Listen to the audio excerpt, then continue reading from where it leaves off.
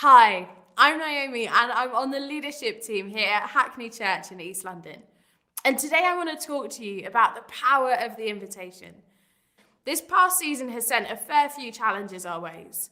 Whether it's the lockdown or the economy, whether it's suddenly becoming a teacher on top of your day job, or holding uncomfortable conversations around race and inequality. If you've got to this point in the year and you're also feeling a bit out of breath or in need of a really long nap, please know that you are not alone.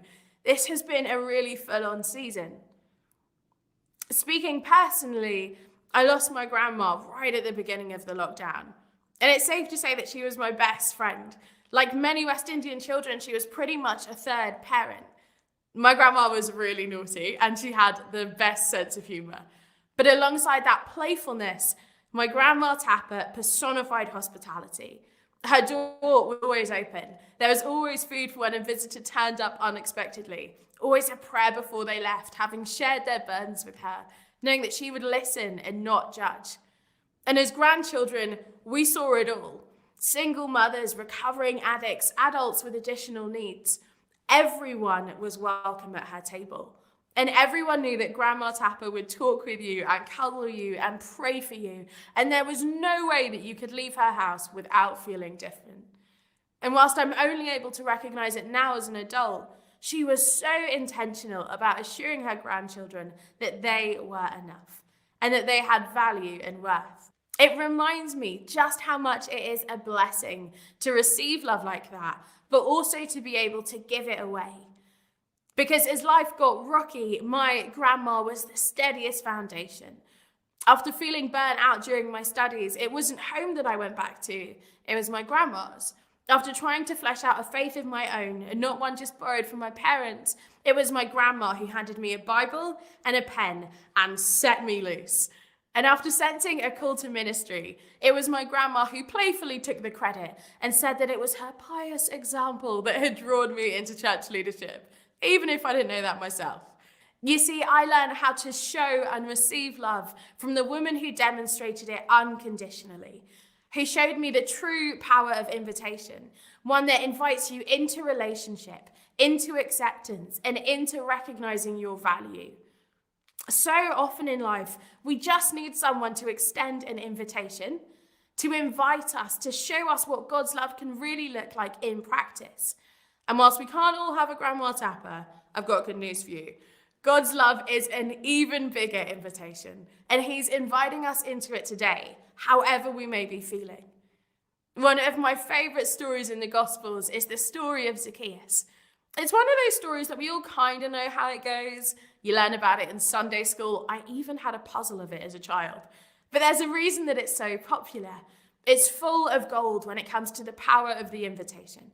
Let's take a look at the story together. The passage is found in Luke 19, verses 1 to 10. Jesus entered Jericho and was passing through.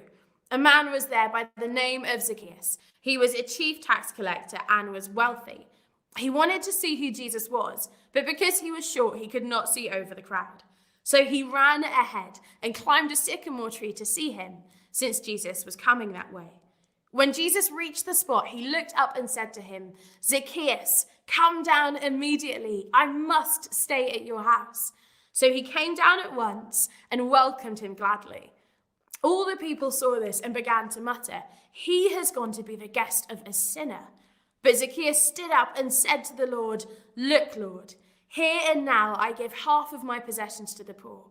And if I have cheated anybody out of anything, I will pay back 4 times the amount." Jesus said to him, "Today salvation has come to this house, because this man too is a son of Abraham. For the Son of Man came to seek and to save the lost." What a story. I love that this happened as Jesus was passing through. That this wasn't something on the schedule or the agenda, but that he slowed down enough to notice someone who'd been shunned and was an outcast. Now, I don't know what your first reaction to Zacchaeus might have been, but mine definitely wouldn't have been hospitality. I feel like I would have been much quicker to judge than to break bread with this wealthy tax collector. But that's where I love Jesus. You see, Zacchaeus, or Zacchaeus, means pure and innocent in Hebrew. And yet he'd managed to fall so far from the person that God had made him to be.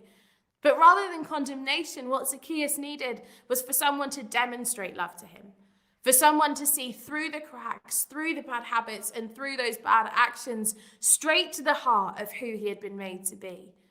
So as Jesus called out to him, inviting him into relationship, he also called out the gold within him, for he could see who Zacchaeus was and all that he was capable of.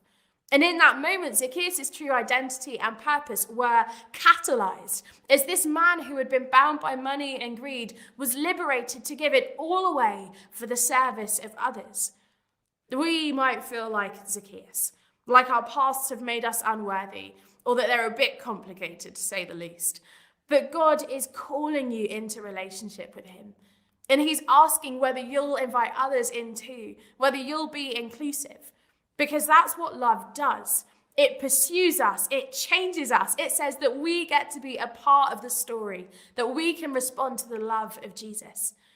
And you may never know the impact that showing such love can have, especially for those who truly struggle to see value within themselves. If you had told me at 18 that I'd become a church leader, I would have laughed at you for like a good half hour.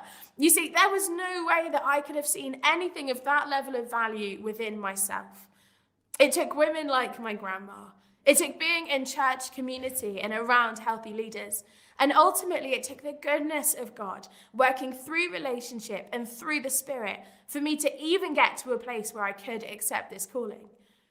In the example that those people gave me, in their affection and their warmth, and ultimately their invitation, propelled me into a life of faith and into imagining what ministry could look like, and why it was so vital that we see those around us and point them to the person of Jesus. That we point them to the one who repairs, to the one who restores, to the one who says, I must have dinner with you. I want your time and your company. Wherever you are watching this from, I wonder who might be right in front of you that really needs to be seen.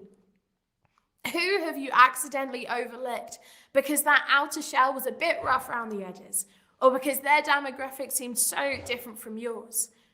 When Jesus looked at Zacchaeus, he saw the true heart within, the desire to glimpse something of God, the willingness to look a fool and climb a tree just to be able to observe God. And as Jesus' invitation began to strip away the shame and stigma of his past, he was empowered to shrug off the old and pick up the new.